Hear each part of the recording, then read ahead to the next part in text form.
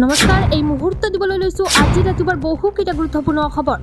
আজি হৈছে 13 জানুৱাৰী। আজি ৰাতিপুৱাৰ প্ৰথমটো খবৰ হৈছে পদূলিমুখত মাঘ বিহু।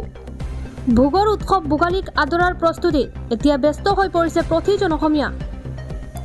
গাঁৱৰ ঘৰে ঘৰে ডেকিৰ শব্দ, পিঠাৰ গোন্ধ। মুঠৰ ওপৰত মাঘ বিহুৰ বতৰত এতিয়া চৌদিশে উখল মাখল পৰিৱেশ। অসমীয়াৰ প্ৰাণৰো প্ৰাণ বিহুত ইজনে সিজনক শুভেচ্ছা দিয়াটো পৰম্পৰা। আমিও মিডিল অসমৰ ফালৰ পৰা সমূহ অসমবাসী ৰাইজক চেনেহৰ ভোগালী বিহুৰ ওলগ জনাইছোঁ। আজি ৰাতিপুৱাৰ পৰৱৰ্তী খবৰটো হৈছে 16,000 ফুট উচ্চতাত বিমানত ভয়ংকৰ ঘটনা। মাজ আকাশত বিমানত চৰাইৰ প্ৰচণ্ড খুন্দা। ঘটনাৰ পিছতে মাজ আকাশত 216 জন যাত্ৰীৰ মাজত হাহাকাৰ। ভয়ংকৰ ঘটনাৰ উমান পাই জৰুৰী অৱতৰণ ইণ্ডিগো বিমানৰ। গোৰখপুৰৰ পৰা বেংগলোৰ অভিমুখে ইণ্ডিগো বিমানত এই ঘটনা। বাৰাণসীৰ আন্তঃৰাষ্ট্ৰীয় বিমানবন্দৰত জৰুৰী অৱতৰণ বিমানখনৰ।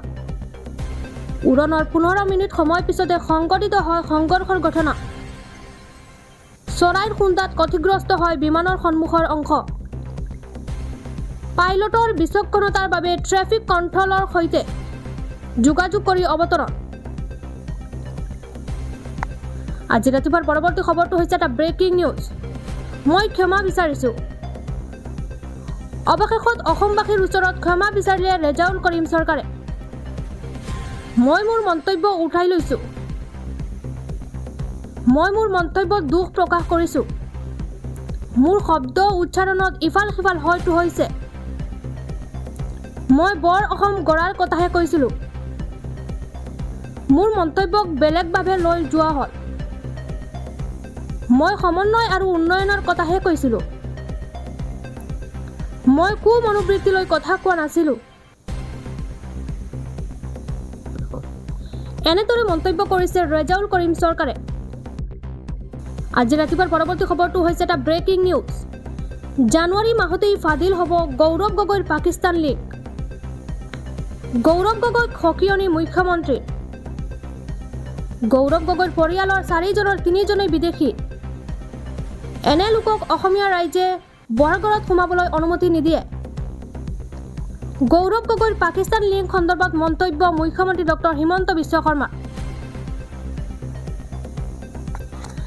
আজি ৰাতিপুৱাৰ পৰৱৰ্তী খবৰটো হৈছে অৰুণোদয় লাভ কৰা মহিলাসকলৰ বাবে ডাঙৰ খবৰ। অহা 20 ফেব্ৰুৱাৰীত 8,000 টকা লাভ কৰিব অৰুণোদয়ৰ হিতাধিকাৰীয়ে। বিহুৰ উপহাৰ হিচাপে এই ধন লাভ কৰিব মহিলাসকলে। নৱবৰ্ষৰ প্ৰথম দিনটোতে মুখ্যমন্ত্ৰীৰ ডাঙৰ ঘোষণা। আজি ৰাতিপুৱাৰ আন এটা খবৰ হৈছে কোকৰাঝাৰৰ ভয়ংকৰ কাণ্ডক লৈ উত্তপ্ত পৰিস্থিতি। প্ৰশাসনে জাৰি কৰিছে BNSৰ 163 ধাৰা। নিশা জয় শ্ৰীৰাম ধ্বনিৰে কোকৰাঝাৰ চহৰৰ পুৰণি মছজিদৰ খিৰিকী ভাঙি লণ্ড ভণ্ড উত্তেজিত ৰাইজৰ। কোকৰাঝাৰত হিন্দু মহিলাৰ সৈতে হোৱা ভয়ংকৰ কাণ্ডক লৈ অব্যাহত আছে প্ৰতিবাদ। এগৰাকী মহিলাৰ সৈতে জঘন্য কাণ্ড ৰফিকুল নামৰ পাখানৰ। দিবলৈ লৈছোঁ ৰাতিপুৱাৰ আন এটা খবৰ। ভোগালীৰ উৰুকাৰ আগদিনাই ৰাজ্যত আৰম্ভ আন এখন টোলগেট। নতুনকৈ নিৰ্মাণ হোৱা টোলগেটত আজিৰে পৰা সংগ্ৰহ টোলকৰ। আৰম্ভণিৰ দিনাই দেৰগাঁৱৰ ৰঙামাটিৰ টোলগেটত উত্তপ্ত পৰিস্থিতিৰ সৃষ্টি হৈছে। চালকৰ পৰা টোলগেটৰ কৰ্মচাৰীয়ে লাইচেন্স বিচৰাক লৈ উত্তেজনা। নতুন টোলগেট বন্ধৰ দাবীত আটছাৰ উদ্যোগত উত্থাল প্ৰতিবাদ।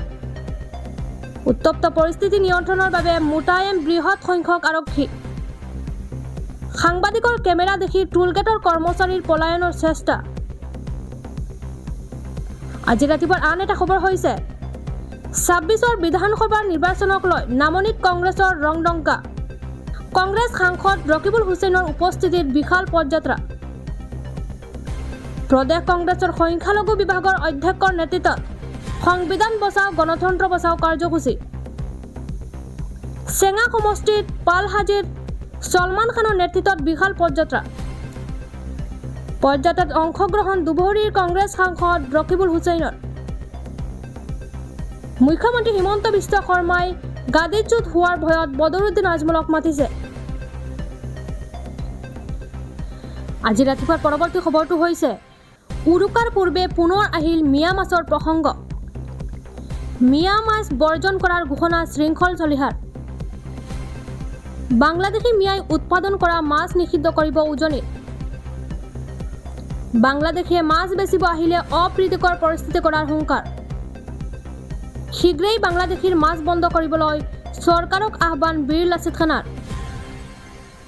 উজনিত কোনো কাৰণতেই সোমাব নোৱাৰিব মিয়া মাছ বিক্ৰেতা। মিয়া মাছ বৰ্জন কৰাৰ ঘোষণা শৃংখল চলিহাৰ।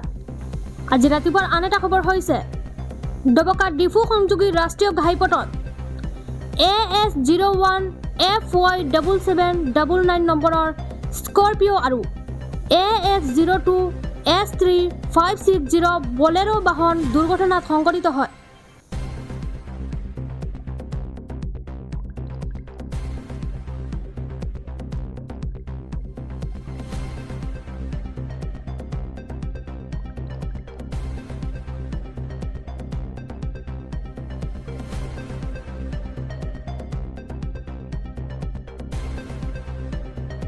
তেওঁলোকে নিমন্ত্ৰণ কৰিছিলে। মই বিগত বহাৰীটো আহিছিলোঁ, তাতে এটা বস্তু অনুভৱ কৰিছোঁ। মই ইয়াৰ পঢ়া শুনা খুব ভাল, কম সময়ত ল'ৰাবিলাকে আপোনাৰ ভাল আলিম হ'ব পাৰে, লগতে ইংলিছ আৰবিক খুব ভাল, ইয়াত আপোনাৰ ভাল পদ্ধতিৰে পঢ়োৱা হয়। আৰু মই দেখিছোঁ ইয়াৰ পৰা যিবিলাক ল'ৰাবিলাক আছে, কোৰাণ হদিছত যিবিলাক আপোনাৰ নিজে মানা অৰ্থ শিকি পেলাই পঢ়ি আছে আৰু নামাজ পাছত পঢ়ে। মই ভাবোঁ মাদ্ৰাছাৰ শিক্ষা ল'ৰা যদি ছোৱালী মাদ্ৰাছাত হয়, ঘৰৰ ভিতৰত এটা ভাল বাতাবৰণ আহে, দিনদাৰী আহে, হাৰাম আৰু হালালৰ তমিজ আহে। মই চবক অনুৰোধ কৰিম, কিন্তু দৰেলীয়া মাদ্ৰাছা আছে আৰু বিভিন্ন মাদ্ৰাছা আছে, এটা নিজৰ কমচে কম এজন ল'ৰা যদি এজন ছোৱালী যদি পাৰে বানাবত মাদ্ৰাছাত দিব। আপোনাৰ খৈৰু মাতা দুনিয়া আলমাৰাতু ছালিহা, বেহতৰিন দৌলত হ'ল নেক বিবি, নেক পৰিবাৰ হ'বলৈ ভাল আপোনাৰ বাতাবৰণ হ'ব লাগিব। কোৰাণ হদিছৰ আপুনি যদি ভালকৈ অধ্যয়ন কৰে, ভাল এজন মহিলা হ'ব পাৰিব, ভাল মানুহ হ'ব পাৰিব।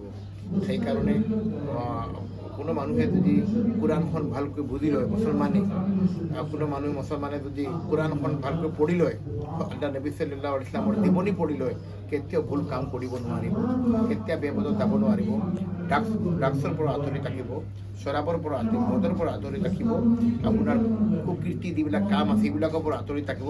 আজি মাদ্ৰাছাত পঢ়া শুনা যিবিলাক ল'ৰা হওক আৰু ছোৱালী হওক, মাদ্ৰাছাত পঢ়াৰ পিছত চবতকৈ বেছি হ'ল কি সমাজ সেৱা, দেশৰ সেৱা, মানুহ সেৱা, আপোনাৰ কোৰাণৰ সেৱা আৰু ভাল ব্যৱহাৰ মানুহৰ লগত ৰখা, নিজৰ আচাৰ ব্যৱহাৰ। 12 বছৰ যেতিয়া পঢ়ে ল'ৰা, 12 বছৰ মাদ্ৰাছাৰ ভিতৰত 24 ঘণ্টা 5 ওয়াক্ত নামাজ, খালি এটাই কথা শিকোৱা হয়, ভালকৈ কোৰাণ অধ্যয়ন কৰা আৰু মানুহৰ লগত ভাল ব্যৱহাৰ কৰিবা। আমালোকৰ পৰিচয়, ইছলামৰ পৰিচয় হ'ল মানুহৰ লগত নৰ্মী, ভাল ব্যৱহাৰ, আচাৰ, মানুহৰ লগত মামলা লেনদেন ভাল হ'ব লাগিব। এইটো মুছলমানে কেতিয়াও ধোকা দিব নোৱাৰে, এইটো কোৰাণত আছে, হদিছত আছে। মুছলমান হওক, মান গাছানা ফালাইছা মিন্না হদিছত আছে। মুছলমানে কেতিয়াও যি মানুহে মানুহক ধোকা দিব, মানুহক লগত বেয়া কাম, সেই মানুহ মোৰ উন্মতিত নহয়। সেইকাৰণে মই ভাবোঁ এই মাদ্ৰাছা জলিলে মাদ্ৰাছাখন মাশাআল্লাহ এটা ভাল, এটা আপোনাৰ ইয়াত পঢ়া শুনা হয় আৰু আধুনিক পঢ়া শুনা হয়। এইটো আপোনাৰ ইয়াত এই মাদ্ৰাছাত কোনো ল'ৰাই পঢ়ে, স্কুলি পঢ়াও আছে, যাতে এই আপোনাৰ ভালকৈ ইংলিছো অধ্যয়ন কৰিব পাৰিব, আৰবিক অধ্যয়ন কৰিব পাৰিব, হিন্দী, অসমীয়া চব অধ্যয়ন কৰিব, উৰ্দু পাৰিব। কাৰণ ইয়াত পঢ়ি যোৱাৰ পিছত মই দেখিছোঁ যিবিলাক ওলাই গৈছে, মোৰ সন্মুখত আহি পেলাই যেতিয়া তেওঁলোকে স্পীচ দিয়ে, ভাল একটা আৰবী ভাষাৰ স্পীচ দিব পাৰে, ইংলিছ স্পীচ দিব পাৰে। সেইকাৰণে মই অনুৰোধ কৰিম এই মাদ্ৰাছাখনত মানুহে অকণমান নজৰ দিয়ক আৰু নিজৰ এই মাদ্ৰাছাৰ লগত সম্পৰ্ক গঢ়ি তোলক। এইটো সমাজৰ কাৰণে, মাদ্ৰাছাৰ কাৰণে ভাল। আপোনাৰ ল'ৰা ছোৱালী ভাল যদি হয়, মা দেউতাৰ ডাঙৰ আমানত হ'ল নিজৰ ল'ৰা ছোৱালীক ভাল মানুহ বনোৱা, আৰু দায়িত্ব হ'ল প্ৰত্যেক মা দেউতাৰ। সেইকাৰণে মা দেউতাৰ দায়িত্ব যখন এটি ঈশ্বৰে আল্লাহ তালাই মা দেউতাক দায়িত্ব দিছে, আপোনাৰ ল'ৰা ছোৱালীক ভাল মানুহ বনোৱা আপোনাৰ দায়িত্ব। আপোনাৰ কোনো অৱহেলাৰ কাৰণে যদি আপোনাৰ কোনো ল'ৰা ছোৱালী বিপদত যায়, কিবা কুকামত লিপ্ত হয়, তেওঁ ধৰক মনত ৰাখিব আপোনাক এই আল্লাহ তালাক আপুনি কিয়ামতৰ দিন আপুনি জবাব দিব লাগিব। সেইকাৰণে মই আজি ইয়াত আহিছোঁ মই ভাল লাগিল আৰু ইয়াত যে কমিটি আছে খাস কৰি আপোনাৰ হেড মৌলানা জাকিৰ হুছেইন সাহেবক মই ধন্যবাদ জ্ঞাপন কৰিম দুৱাৰ আমিৰ শৰীয়ত সাহেব মোনা ইছুফ আলী সাহেবেও আহিছে চবক মই তৰফৰ ধন্যবাদ জ্ঞাপন কৰিছোঁ আল্লাহ এই মাদ্ৰাছাক বেছিকৈ আল্লাহ এই মাদ্ৰাছাত খেদমত কৰাৰ মানুহক আপোনাৰ ভালকৈ ল'ৰা ছোৱালী ভালকৈ পঢ়াৰ আল্লাহ তৌফিক